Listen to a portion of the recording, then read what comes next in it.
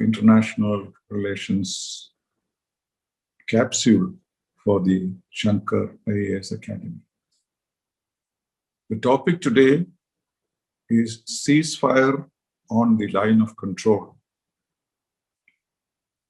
Of course, you all understand what line of control means. This is the de facto boundary between India and Pakistan in the Jammu and Kashmir sector.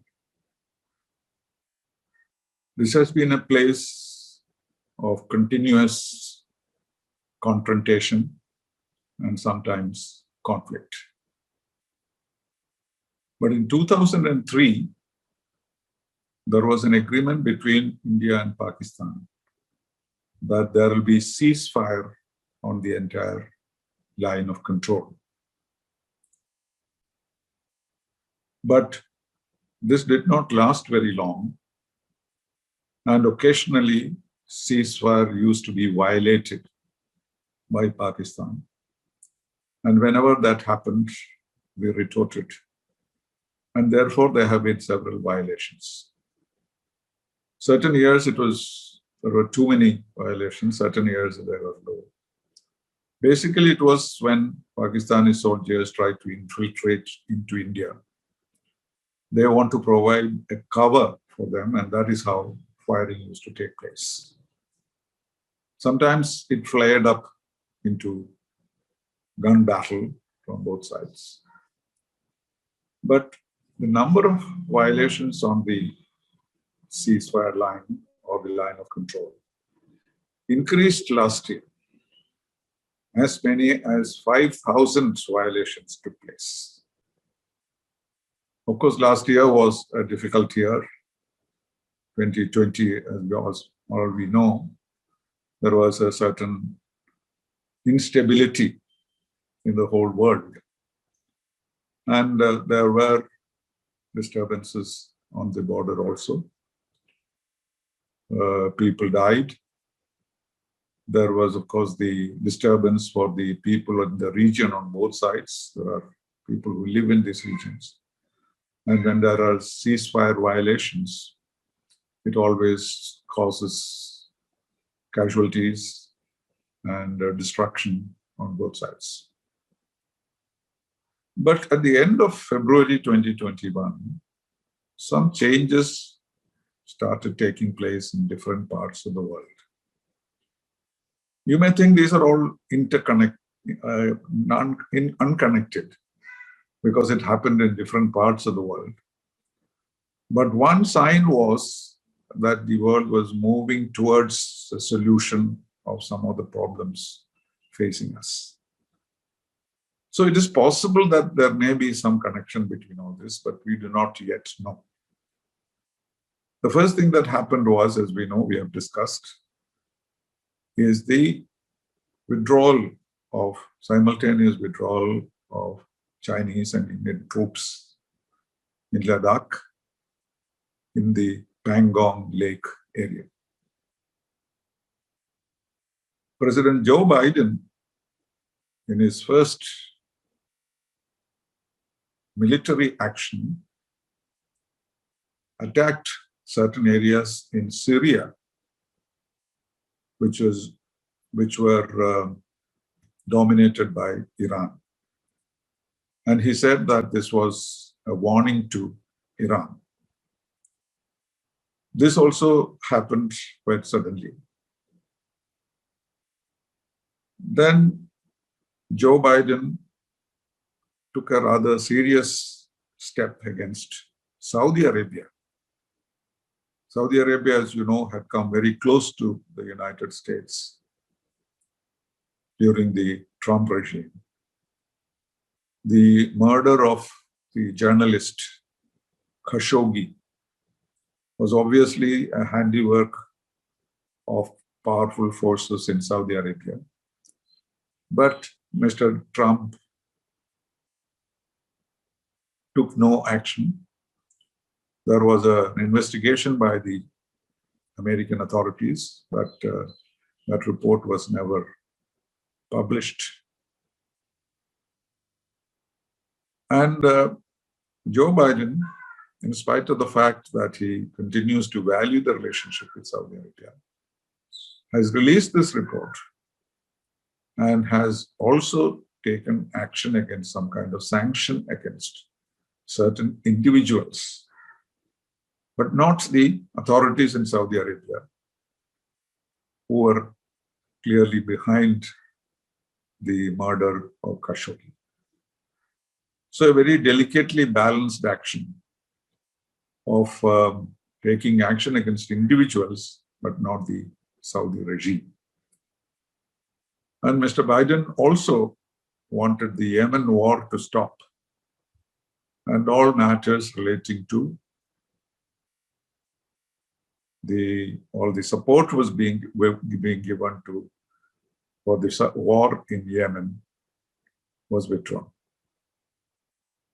And surprise of all surprises, we saw last week an announcement by India and Pakistan that the ceasefire line established in 2003 will now be restored.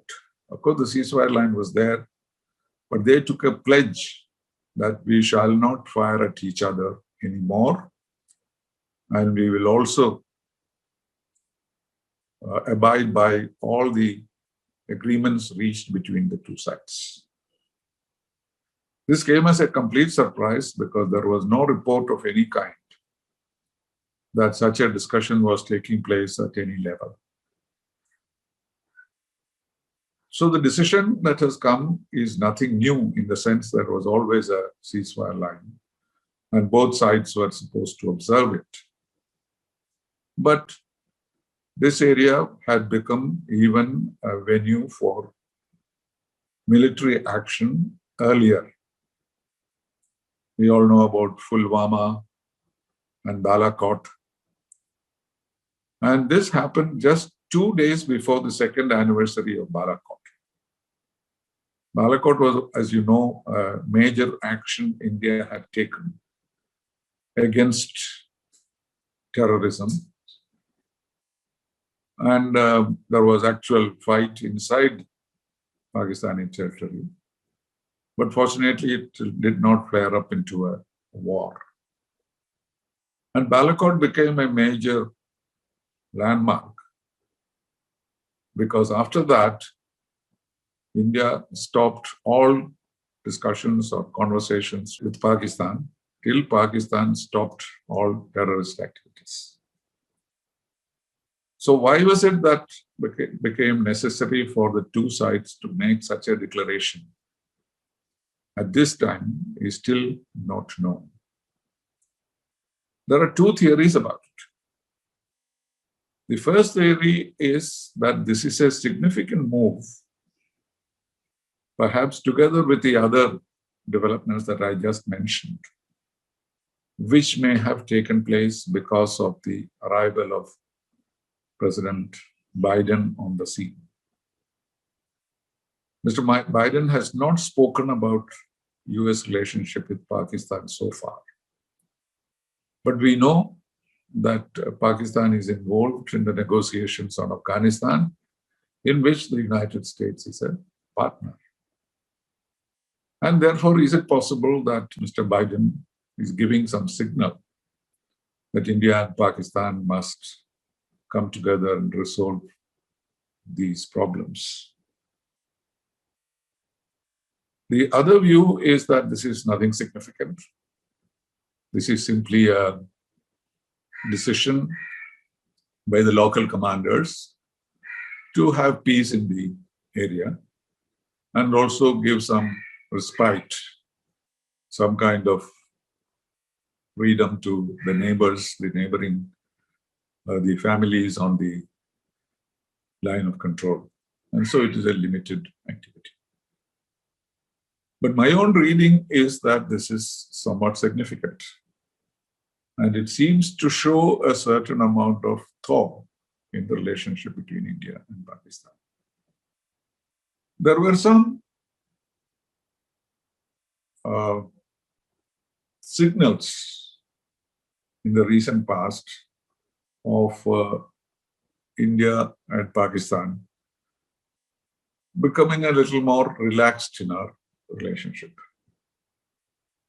Mr. Moeed Yusuf, the advisor on national security and strategic policy planning to the Prime Minister of Pakistan, revealed in some conversation that Pakistan had received some suggestion that India was interested in resuming a conversation with Pakistan. This was not confirmed by India. And Mr. Yusuf himself did not name the source of this news. Then Pakistan President traveled to Sri Lanka in February, and India gave him permission to fly over Indian territory. In a similar occasion, when Prime Minister of India wanted to fly over Pakistan, that facility was denied. But India gave the permission as a gesture. But Prime Minister of Pakistan, Imran Khan, did not show any reciprocity in this matter, because during his visit to Sri Lanka, he criticized India very harshly and raised the question of Kashmir several times. And he also said that the onus of any change in the relationship rests with India, and the core issue is Kashmir, the usual things. So it didn't seem to be related. At least Imran Khan did not feel obliged to be friendlier to India because of the gesture of allowing him to fly to Sri Lanka over India. Another signal was that the Chief of Army Staff, General Bajwa of Pakistan, uncharacteristically talked about the need for mutual respect and peaceful coexistence between India and Pakistan. So this was a bit surprising, because Pakistani generals do not speak on friendly terms about India. So there it appeared that there was, in fact, Imran Khan was harsher about India than his own army chief. This also seemed like a signal. Then a meeting of SARC was held to discuss coronavirus and the vaccination, etc. And Pakistan participated. But unlike the first meeting of SARC, after a break of many years, soon after the outbreak of the COVID pandemic, Pakistan did not raise the issue of Kashmir in the SARC meeting. Of course, there is no need for Kashmir to be raised in a SARC meeting on the pandemic. But Pakistan is accustomed to doing it in every meeting of SARC and every occasion there were other countries present, they used to raise this. So this also did not go unnoticed.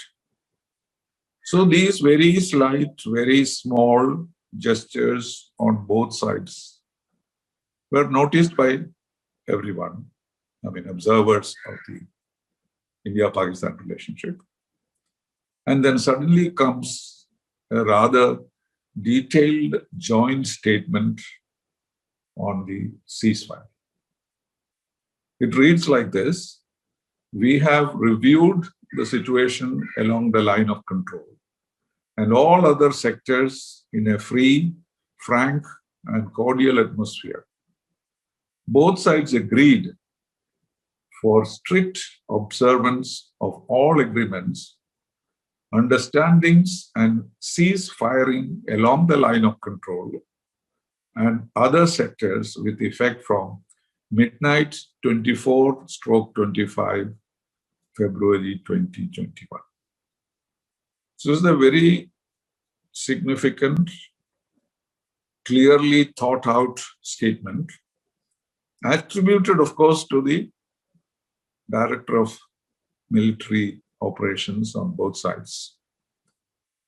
They are constantly in touch with each other, and whenever there is a crisis, they do meet and talk.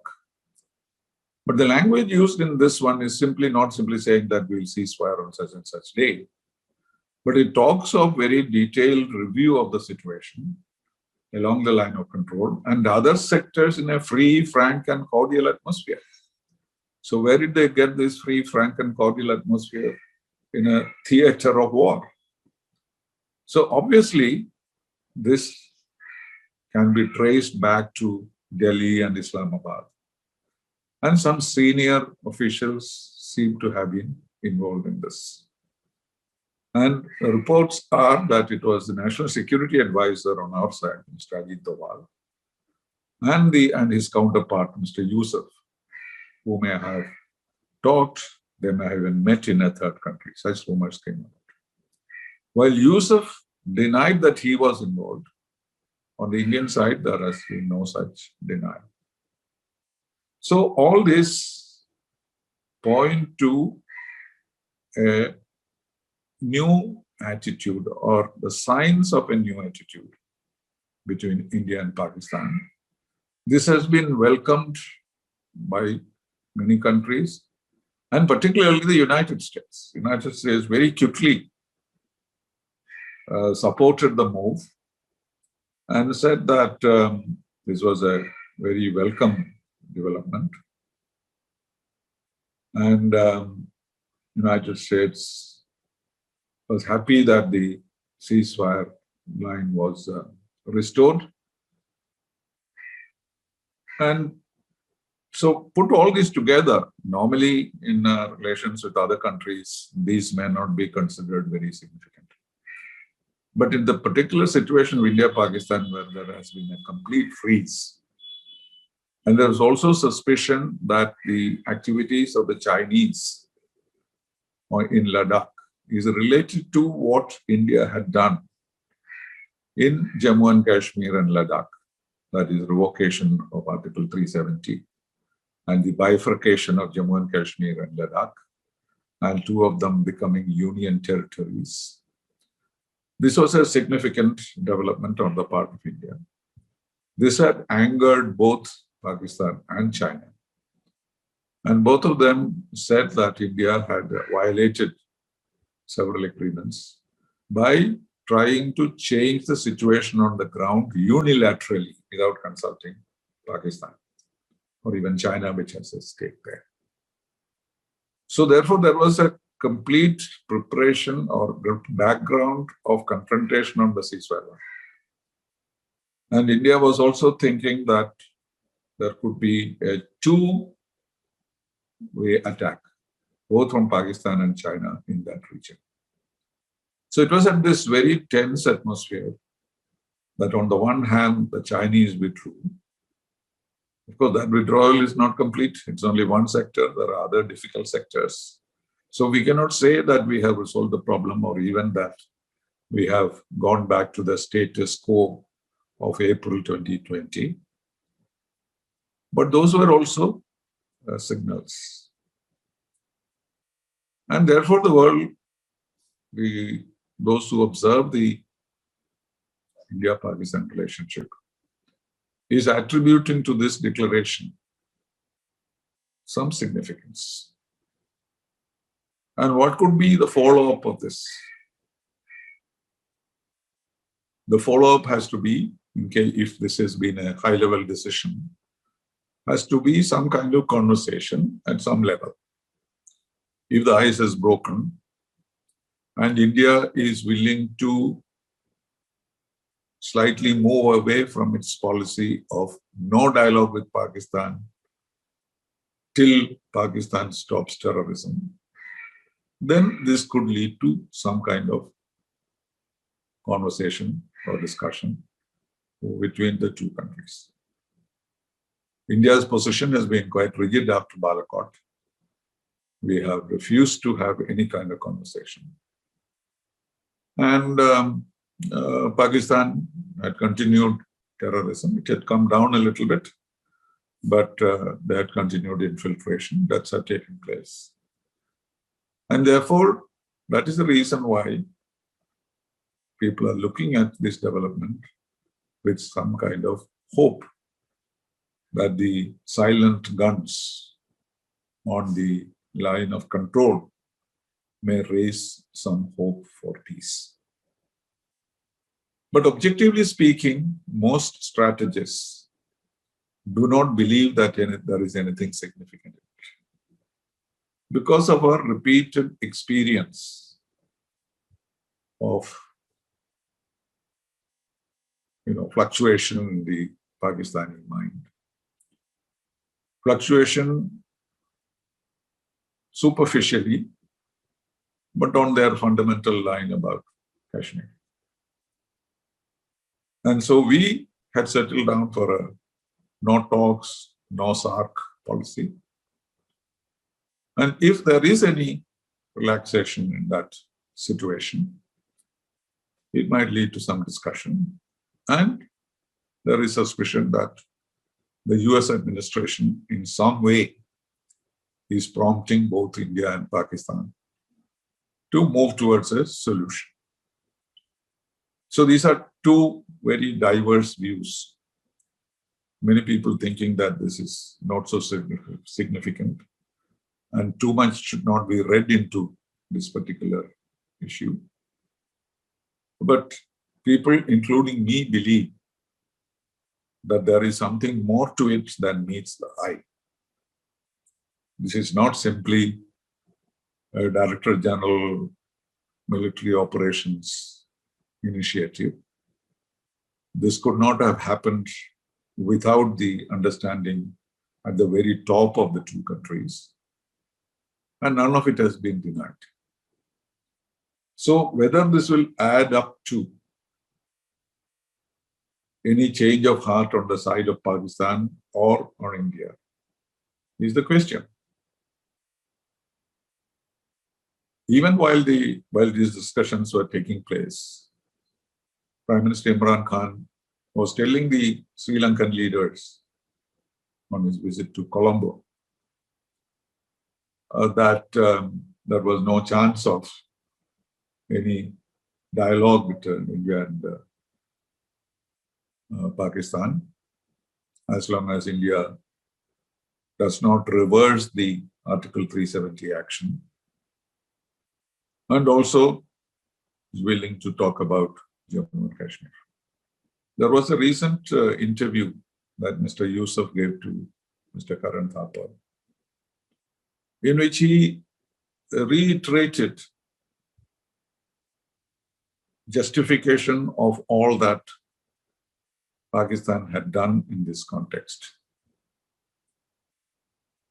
He talked about, of course, the core issue of Kashmir. He justified the refusal of Pakistan to take action against the culprits of the Mumbai attack, 26/11. And he repeatedly said that we are willing to take legal action provided India gives more and more information. And it is a legal problem and not a political problem, so he tried to minimize the importance of it, but virtually ruled out any possibility of any one of them being punished, though they have been identified in various ways in the terrorist activity in Mumbai. The second thing that came up was this question of the former Indian Navy officer, bhushan Yadav, who is still in jail in Pakistan. The case had gone to the International Court of Justice. Mr. Yadav has been sentenced to death by the Pakistan military court. But ICJ, in a sense, stayed the execution of Yadav on the one hand. And secondly, they said that he should be given consular access, in the sense that his relatives should be allowed to meet him and talk to him. And once or twice that access was given, but it was in the presence of military officers of Pakistan.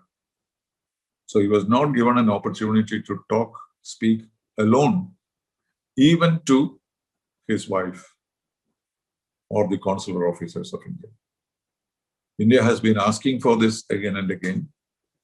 But here again, Mr. Yusuf said that this was not possible because they need to keep an eye on whatever is being talked, because he is in their view, he is a criminal and has to be sentenced to death. So he also spoke very strongly about the Article 370. So on the one hand, we have these very gentle change of the wind on the one hand. On the other hand, reiteration all the positions of Pakistan. And India has not, of course, talked about it because our position is well known that India, Jammu and Kashmir is an integral part of India, and we were not going to make any changes. What is required is the stoppage of terrorism. Only in that context we speak to Pakistan on Kashmir, if at all terrorism ends. So these, how do we read these two contradictory signals? Can we just dismiss it as inconsequential? This is a question. But there is no answer to that at this point because there is no visible reason or an obvious reason for the two countries to start the conversation, and the position is remaining to be the old one. But there has been no change in the Pakistani position, and there has been no change in the Indian position. But in the case of India and Pakistan, any agreement, anything relating to the both sides coming to a single point of view is very rare. And to that extent, we can probably consider this particular move as of some significance. And it is possible that this is not an unconnected incident. It may be connected to President Biden's arrival on the scene. It may be connected to Pakistan-China relations, Pakistan-US relations, India-US relations, and India's relations with China. So at the moment, this is a matter of conjecture and a matter of guesswork. And there is no concrete evidence or there is something significant happening in the light of the ceasefire.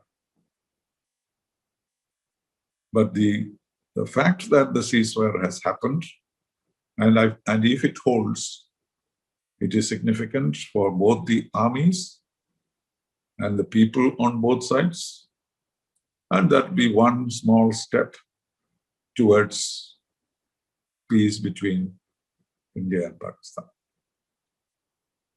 So this is what I thought we would consider. And like everyone else, we have to keep waiting, but at the same time, we cannot ignore these signs as insignificant, and we should not be surprised if some new developments take place in this context.